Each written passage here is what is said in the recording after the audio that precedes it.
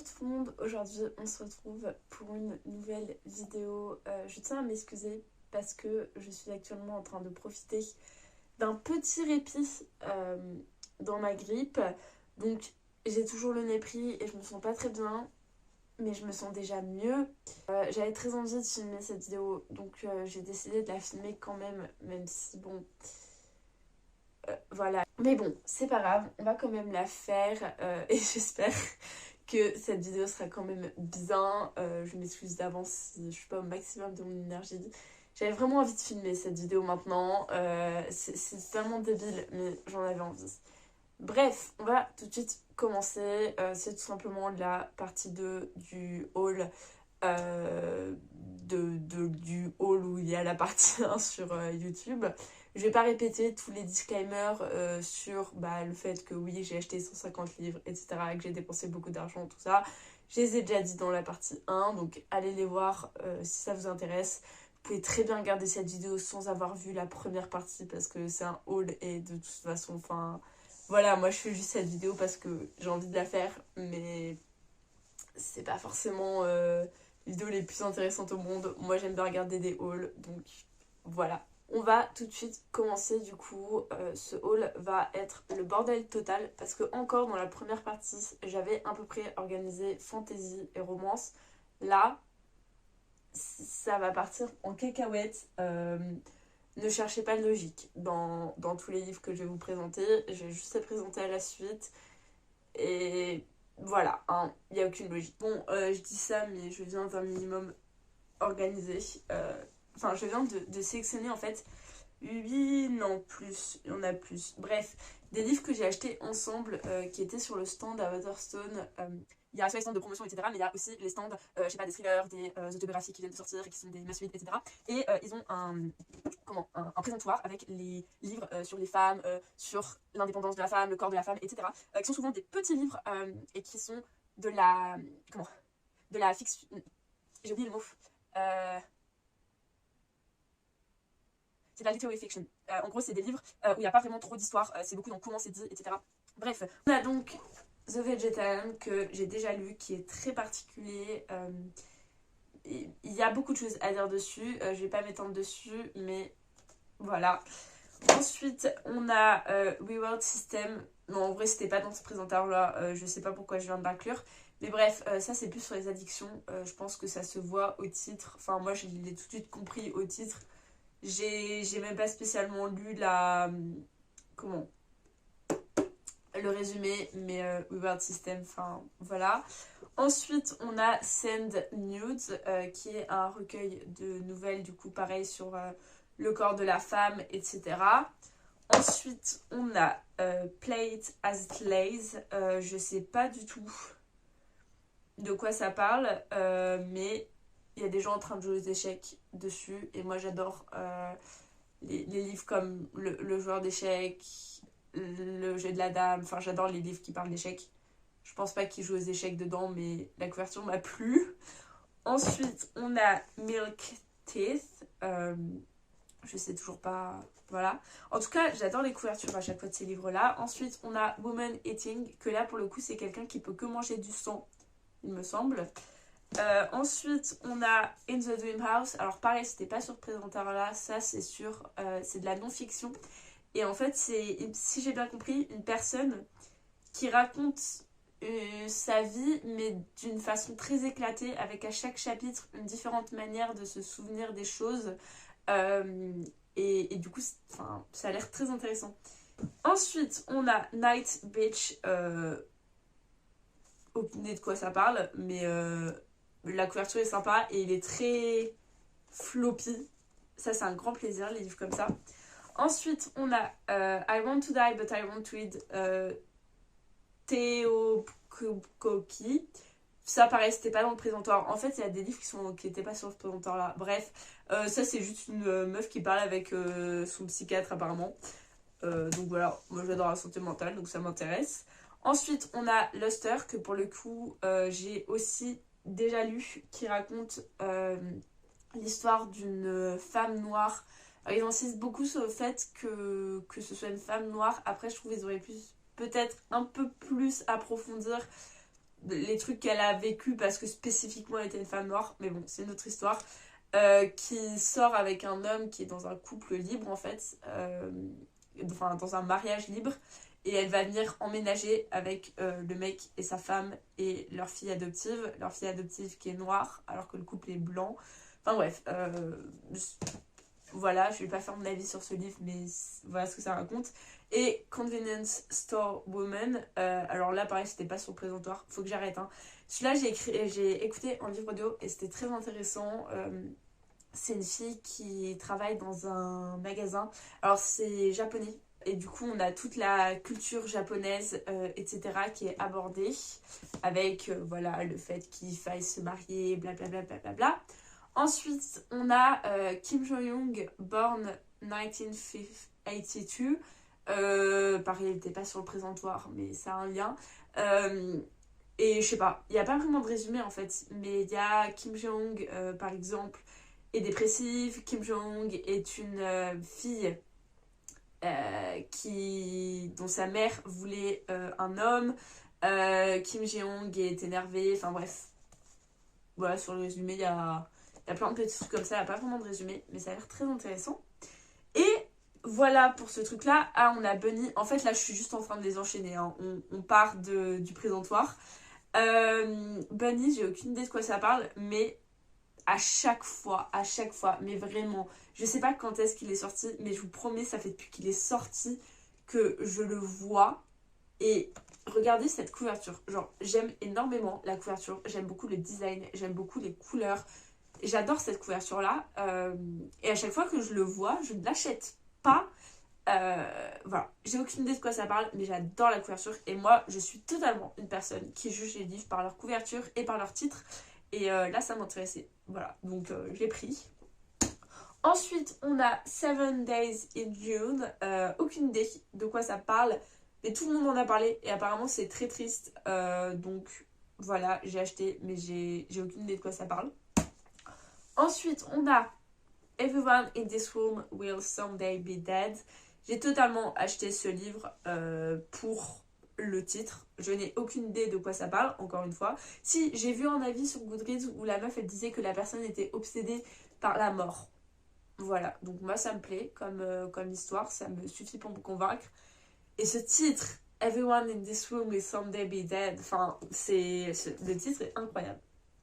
Ensuite, on a My Year of Rest and Relaxation que j'ai très très hâte de lire parce que déjà ça se passe à New York et en ce moment je suis dans ma vibe où j'ai envie de lire des livres qui se passent à New York ou en tout cas dans des grandes villes, Londres, New York, pas Paris parce que je suis pas fan des livres qui se passent à Paris, mais bon, c'est une autre histoire. Et du coup, elle, alors ça n'a pas spécialement rapport avec le fait qu'elle habite à New York, mais son but dans la vie, c'est de dormir pendant 1 an, en mode un peu la Belle au bois dormant. Donc voilà, elle se shoot au médoc pour dormir, alors pas en continu, mais en gros passer ses journées à dormir quoi. Voilà, ça a l'air très intéressant. Ensuite, on a Marianne Kay's Watermelon. J'ai aucune idée de quoi ça parle, mais j'ai vu pas mal de livres de Marianne Kay's un peu partout. Du coup, je me suis dit que j'allais tenter un d'elles. Par contre, il est gros. Il fait 520 pages. 520 pages d'un truc où j'ai aucune idée de quoi ça parle et où j'ai jamais lu de livre de l'autrice. Il va falloir que je m'accroche, mais on va bien voir. Ensuite, Aristote and Dante Dive into the Waters of the World. Ça, j'ai très très hâte de lire. C'est le deuxième livre de Aristote et Dante découvrent les secrets de l'univers. Et j'ai beaucoup aimé ce livre. J'ai beaucoup aimé la vibe. Enfin, j'ai adoré. C'est deux garçons un peu dans leur adolescence qui deviennent meilleurs potes. Et enfin, je sais pas, j'ai adoré l'histoire, donc j'ai très hâte de lire le deuxième tome. Je sais pas du tout ce que ça peut raconter, du coup, mais parce que je trouvais que le premier se suffisait à lui-même, mais j'ai très hâte. Ensuite, on a In My Dreams, I Hold a Knife, qui est clairement un thriller. Maintenant, je saurais pas vous en dire plus. Je sais juste qu'il est compris dans l'abonnement Audible. Je sais pas si ça se voit, mais je me suis mis à lire des livres audio. Il est compris dans l'abonnement Audible, donc je pense que je vais l'écouter en livre audio. Ensuite, faut que j'arrête de vouloir faire des trucs comme ça alors que j'ai la grippe. Tout va bien, on va rester dans le déni. On a The Way I Used to Be. J'ai aucune idée de quoi ça parle, mais je sais pas mal. Je l'ai pas mal vu aussi. En fait, moi, enfin, vraiment, ça se voit tellement, mais ma mentalité, c'est en fait, je lis tellement de livres dans l'année, genre là, j'en suis à 210 livres, que dès que j'entends parler d'un livre, je vais l'acheter et je vais le lire parce que, je sais pas, j'ai envie de découvrir tous les livres possibles et tout ce dont les gens parlent, etc. Je lis assez de livres pour pouvoir me permettre de faire ça et de sélectionner mes livres juste par j'en ai entendu parler. Donc c'est comme ça que j'achète la plupart de mes livres en fait. Mais bon, moi ça me va. Ensuite, on a Lessons de Yann McEwan, que là pour le coup j'ai pas acheté spécialement parce que j'en ai entendu parler, mais parce que l'histoire a vraiment l'air cool. Enfin cool. On cool, on s'entend. Mais il me semble que du coup, c'est un homme dont la prof de piano, la... Voilà, quand il était adolescent. Et voilà. Et du coup, je crois que c'est sur son parcours après par rapport à ça. Je sais pas. J'ai pas spécialement lu le résumé, je l'ai survolé, mais c'est ce que j'ai compris du résumé. Et ça a l'air très intéressant. Ensuite, on a Confessions of a Sociopath. Alors là, aucune idée de quoi ça parle. Mais je suis très intéressée par la psychiatrie et la psychologie, etc. Comme j'ai déjà dit. Et des troubles mentaux en général, etc. S'il fallait pas faire des études de médecine, clairement, je pense que je serais devenue psychiatre. Donc, voilà, ça a l'air très intéressant, surtout que... je pense que la plupart des gens ont l'image des psychopathes et des sociopathes comme les tueurs en série qui vont tuer tout le monde. Et il y a très peu de gens qui ont conscience que c'est un trouble mental qui n'a pas forcément à voir avec le fait de tuer plein de gens. Ça peut avoir un lien, mais pas forcément, quoi. Donc, voilà, ça peut être très intéressant. Ensuite, on a The Bad of Never After. Si vous lisez des livres, que vous êtes un minimum sur Internet par rapport aux livres, je pense que j'ai même pas besoin de décrire ce livre. C'est le deuxième tome de Once Upon a Broken Heart. Voilà, hein, les gens en parlent tellement en ce moment vu qu'il y a le troisième tome qui est sorti et que apparemment c'est la meilleure série au monde. Voilà. J'ai toujours pas lu Once Upon a Broken Heart. Je suis pas fan de Caraval, mais on va bien voir. Parce que Caraval c'était la première trilogie de l'autrice et les premiers livres de l'autrice. Donc peut-être qu'avec Once Upon a Broken Heart, elle s'est beaucoup améliorée, je ne sais pas. On va bien voir. Ensuite, on a I'm Sorry You Feel That Way. Voilà. Ça a l'air intéressant. Il est très beau, le livre, et j'aime beaucoup le titre, encore une fois. Ensuite, on a Really Good Actually, qui est partout dans les librairies anglaises, mais vraiment, il y a des stands entiers pour ce livre. J'espère que c'est bien, parce que si c'est pas bien, je vais péter un câble. C'est juste tout le monde, enfin, même pas, j'en ai pas spécialement entendu parler, mais pourtant il est dans toutes les librairies et il y a des stands énormes dans toutes les librairies, donc il a intérêt à être bien. Voilà. Et la couverture est sympa, encore une fois. Ensuite, on a, alors, ce livre-là, les gens chez qui j'étais à Londres, mais ils n'arrêtaient pas de se moquer de moi parce que j'avais acheté ce livre-là. C'est toute la table périodique expliquée. Genre tous les éléments, à quoi ça sert, blablabla. Moi, je trouve ça super intéressant. J'ai réaménagé tous les livres derrière parce que c'était en train de se péter la gueule, etc. Donc, on va continuer. On revient sur des fantaisies. Attendez, je vais un minimum trier, essayer de sélectionner les fantaisies. Donc, on a The Book of Beginnings. J'ai aucune idée de quoi ça parle. J'arrêtais pas de le voir et il y a le mot livre dessus. Donc, ça me plaisait. Et il y a un autre livre qui est un peu dans la même vibe qui est The Lost Bookshop. Pareil. Voilà. je le voyais, il y avait un truc en rapport avec les livres, donc ça m'a plu. Voilà. Mes deux arguments, c'est j'en ai entendu parler et ça parlait de livres. On continue avec Legends and Latte, qui j'ai aucune idée de quoi ça parle, mais j'aime beaucoup la vibe du titre et tout le monde arrêtait pas de dire que c'était la cozy fantasy parfaite pour l'hiver. Donc voilà, j'ai très hâte de la lire. Ensuite, on a Red Rising qui, il me semble, est de la science-fiction slash fantasy. C'est pas forcément le genre de titre vers lequel j'irais de base, mais il y a des gens qui ont comparé ça avec Hunger Games, donc je sais pas.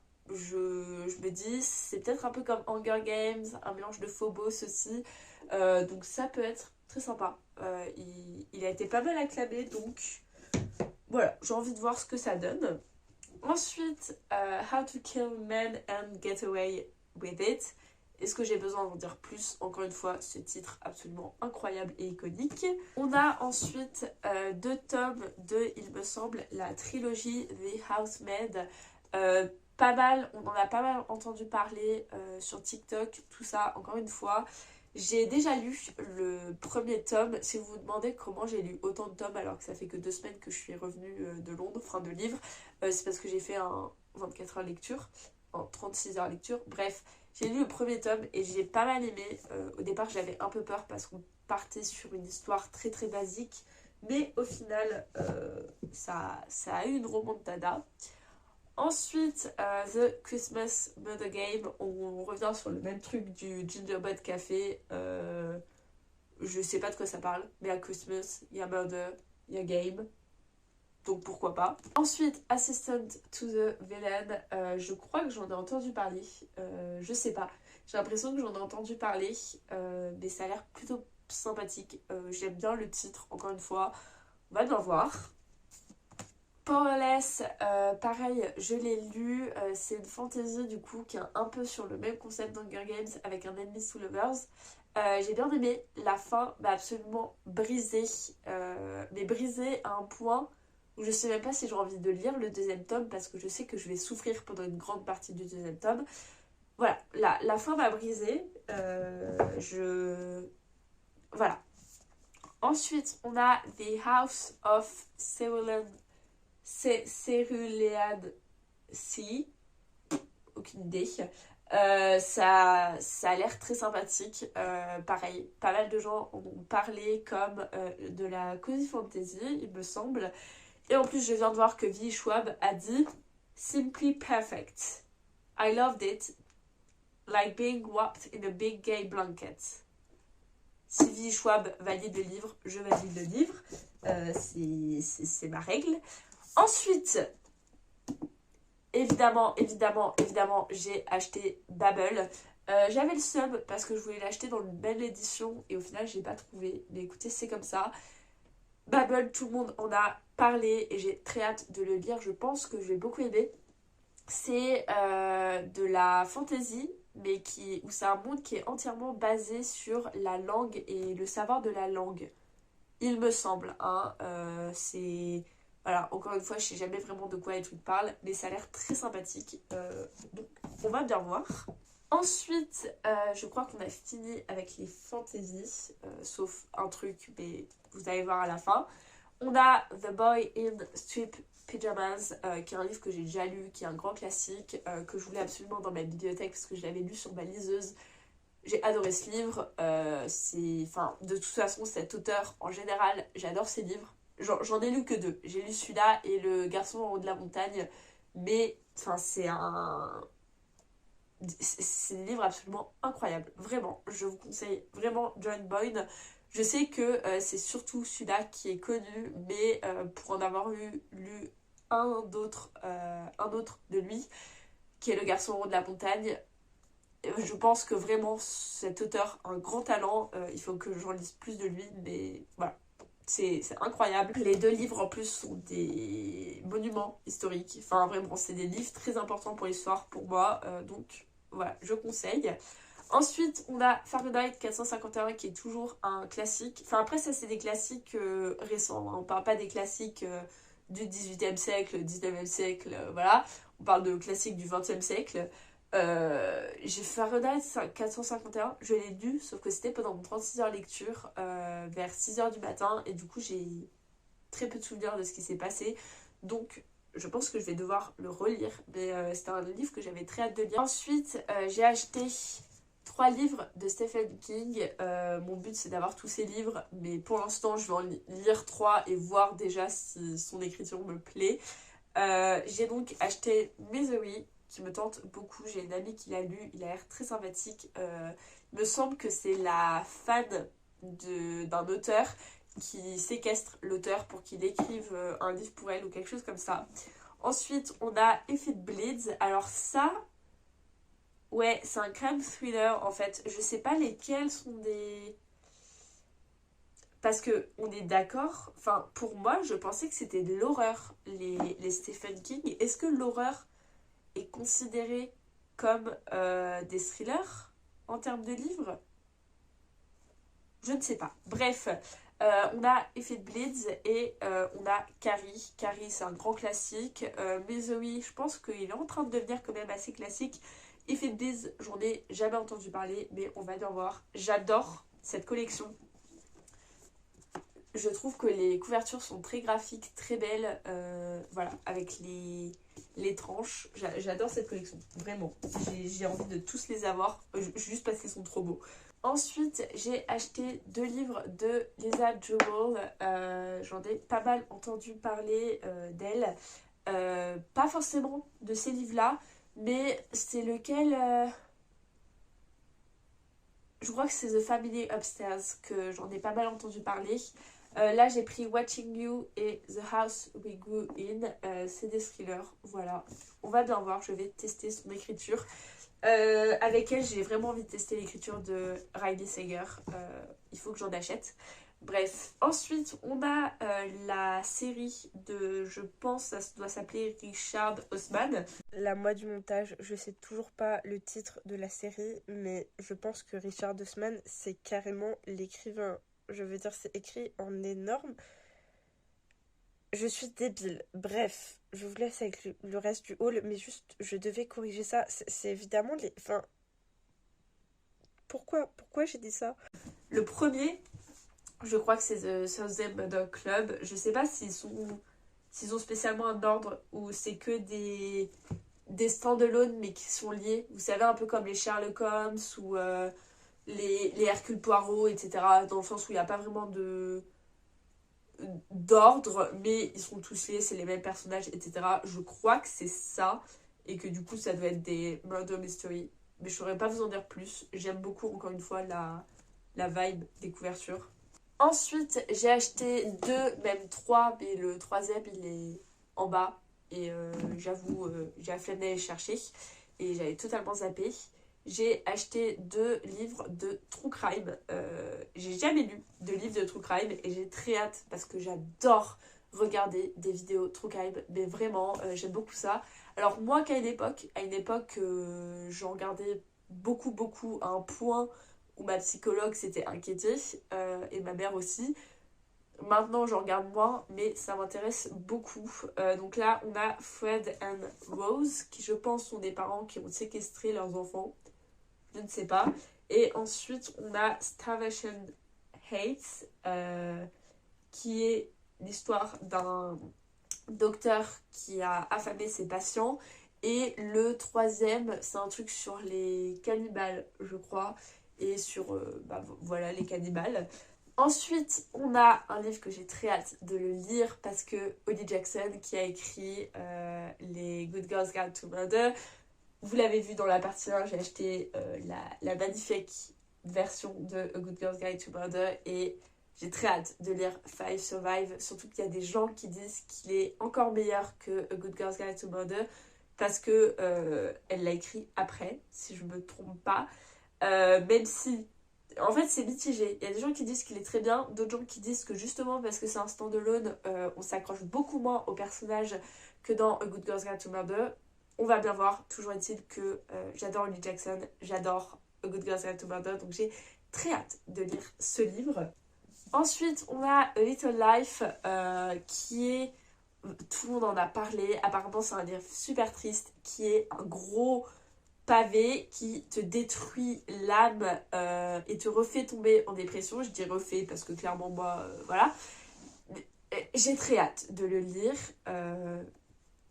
Encore une fois, tout le monde en a tellement parlé et voilà, moi j'aime bien les livres tristes, les livres qui vont venir te détruire l'âme, donc j'ai très hâte de le lire. En plus, ça se passe à New York, donc que rêver de plus. Petit débat, on est d'accord, cette couverture elle est beaucoup plus belle que l'autre. Parce qu'il y en a une où il y a marqué A Little Life en genre grosses lettres et derrière t'as genre un New York et tout. J'aime pas du tout. J'aime beaucoup cette couverture-là, voilà. Même si je déteste les personnages sur les couvertures, mais celle-ci pour le coup me dérange pas. On a Better Than the Movies, alors c'est totalement random, j'ai parlé des romances dans la première vidéo, mais c'est parce que je l'avais lu pendant le 36 heures lecture et voilà. Je vais pas m'exprimer là-dessus, mais ne l'achetez pas, ne le lisez pas, c'est un gâchis d'argent. Je ne comprends pas ce que les gens lui en veulent, vraiment, je comprends pas la hype. D'habitude, j'essaye de me dire tout le monde a des goûts différents, mais là, c'est pas une question de goût, c'est une question de... Enfin, l'écriture est vraiment basique, mais basique en mode Wattpad, quoi. Enfin, bref, je comprends pas la hype. Et on arrive à la fin, mais pas la fin de le moment qui me rend le plus excitée, qui est ma collection de livres de V.E. Schwab, de Victoria Schwab, que j'ai acheté. Victoria Schwab, qui est l'écrivaine de The Invisible Life of Adilaru, que j'ai absolument adoré. J'ai adoré ce livre. Et qui a aussi écrit The Dear Witch, qui est un autre livre que j'ai acheté uniquement parce que c'était elle et que c'était pas du tout une histoire vers laquelle je serais allée de base et pourtant j'ai beaucoup aimé. Donc j'ai déduit que j'aimais beaucoup l'écriture de Victoria Schwab. Du coup, j'ai acheté à peu près toute sa bibliographie que je pouvais trouver. Voilà, je pense que j'ai acheté tous ses livres. Donc on va essayer de vous montrer ça avec un minimum d'organisation. Même si franchement ces livres c'est un peu chiant parce que c'est compliqué de savoir en fait lesquels sont dans des séries. C'est pas forcément écrit derrière. Du coup il y a des livres que j'ai dû commander là dernièrement parce que en voulant commencer un des livres je me suis rendu compte qu'en fait c'était le 3e tome d'une série. Enfin, on va commencer par ça. Bridge of Souls, c'est le 3e tome d'une série. Donc j'ai les 2 premiers tomes qui doivent arriver demain normalement. Mais ça saoule un peu. C'est parce que vous voyez, alors oui, derrière il y a les tomes, mais on comprend pas forcément. Enfin, moi j'avais pas compris que c'était le 3e tome. Ensuite, on a Vicious et Vengeful, qui je pense sont ces 2 livres les plus connus après La vie invisible d'Adilaru. Pareil, on comprend pas derrière lequel est le premier et le 2e tome.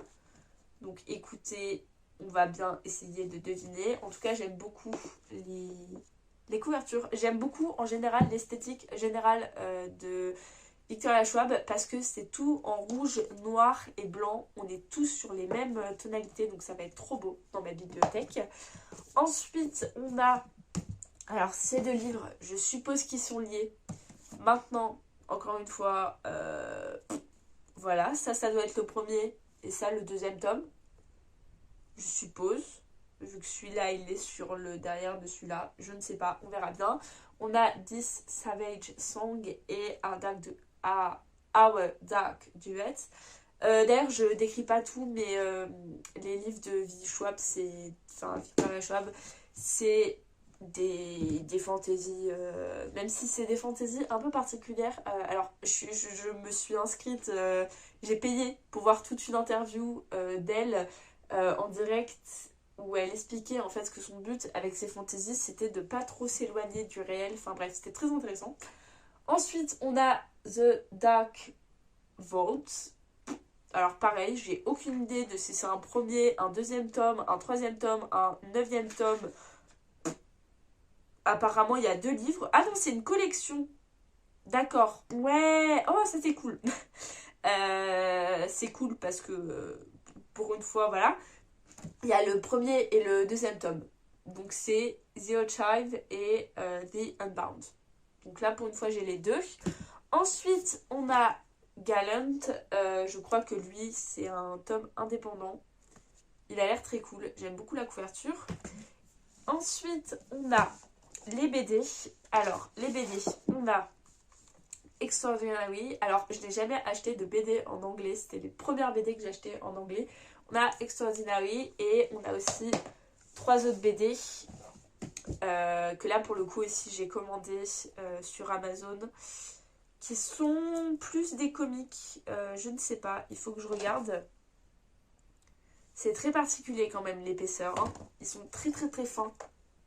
Je comprends pas parce qu'il me semble que celle-ci c'est un combiné de 3 histoires. Donc je crois qu'en fait sans faire exprès j'ai acheté la version où c'est pas un combiné des 3 histoires. Merde. Bon. Et bah tant pis, hein, écoutez, c'est de ma faute.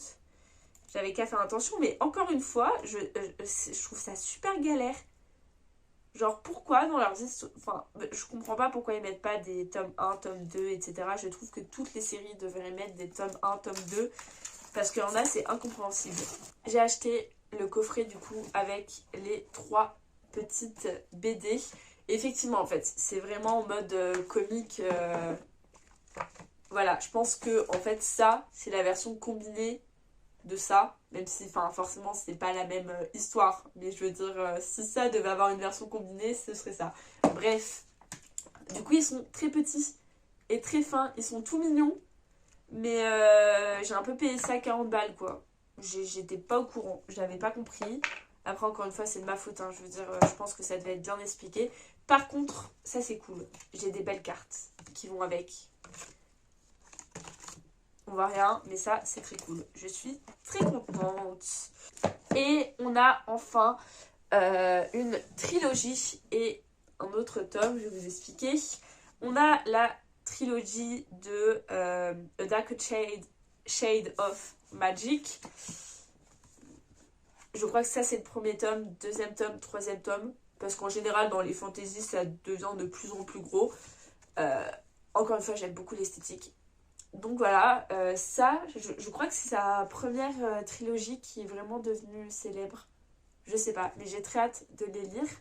Et du coup, j'ai aussi acheté parce qu'il venait de sortir. Et du coup, c'est pour ça aussi que j'ai payé pour voir son interview. C'est un événement par rapport à ça. Et du coup, avec l'événement que j'ai payé, il y avait... Enfin, j'ai pris la version avec